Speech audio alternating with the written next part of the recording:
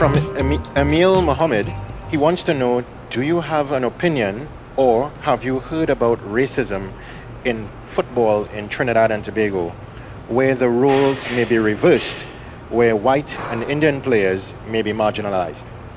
I'll answer this as it was asked as a double-barreled question.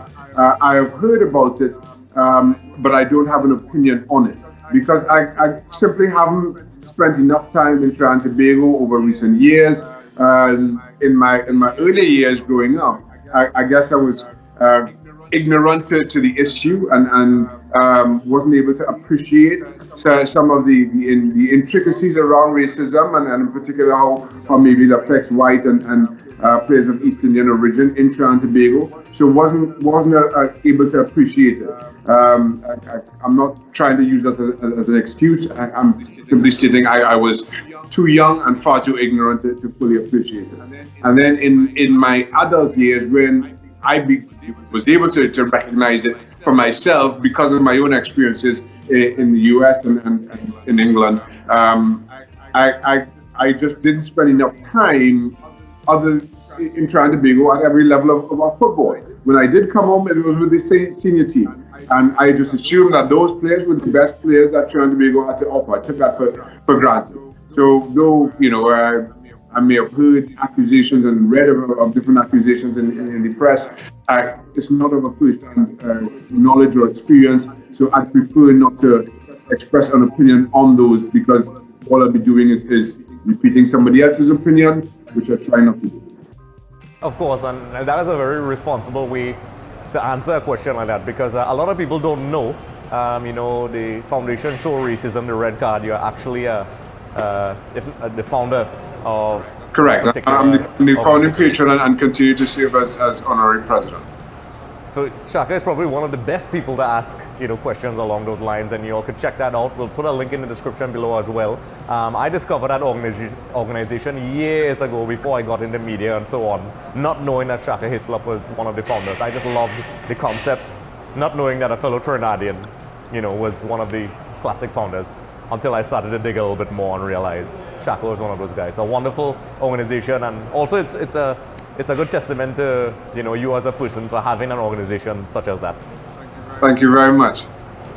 Yep, it's and just to put my 2 cents on the topic, it's a lot of people speak. It's a very touchy subject, and oftentimes in the social media world that we live in, a lot of people make unsanctioned comments, repeat things. And it's very risky and dangerous sometimes, some of the irresponsible statements that go around. And if a lot of people approach this topic like how you did from a responsible manner, that would probably help the process a lot more.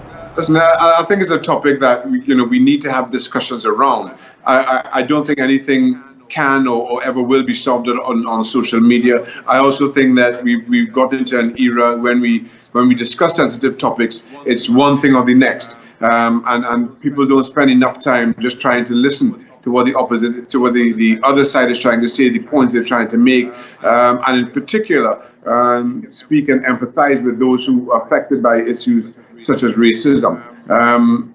It's a needed discussion, but one, again, just kind of given the polarizing nature of all our conversations, is not one to be had certainly on social media or in that polarizing way.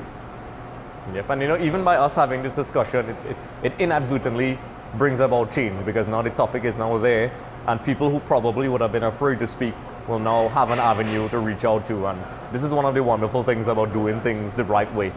Because oftentimes, I open this up to any of your viewers or listeners on here. If I'm in Trinidad and Tobago and you are of East Indian descent and you have experiences of racism around football, I'd welcome the opportunity to sit and speak with you about it. I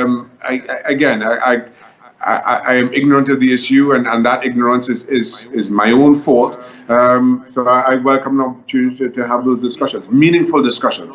Not, please don't just come and regurgitate some idiocy that you show on social media. Yeah, and that goes out to everyone out there. It's one of the ugly aspects of our society, but the naive side of me wants that eventually one day we may live in a world where it doesn't exist. And you have to, even if it sounds like a far-fetched dream, you have to start somewhere. And change begins with us. That's what I always say. Absolutely. I think that recognizing of your naivety and willingness to dream is what ultimately moves us all forward. Enough. So with that being said, that unfortunately we ran out of time. We actually have lots and lots of questions, and hopefully we'll have some more episodes in future where we can actually answer some of those questions. I'm sure. So once again, it's always a pleasure, Shaka. You've always been a heavy supporter of Extra Time TV and our projects. So we're very grateful for you for that. You're very welcome. It's always good fun. All right, so we continue to have more discussions like this on our new segment called EXTV Live, and also we have a lot of fun segments. We have our e-gaming section, the Shot Power Challenge, lots and lots of content. Kevin and I discuss pretty much everything concerning football. So you have lots to look forward to. Be sure to like and subscribe, because when you do that, you automatically qualify for a chance to win a copy of FIFA 19. Just ask Stanley Steeple. He'll be collecting his prize soon. So with that being said, stay tuned. We'll be here with some more. Thanks for watching. If you want to check out more, look at this video. And don't forget to click the subscribe button, because when you do, one of your enemies will be destroyed.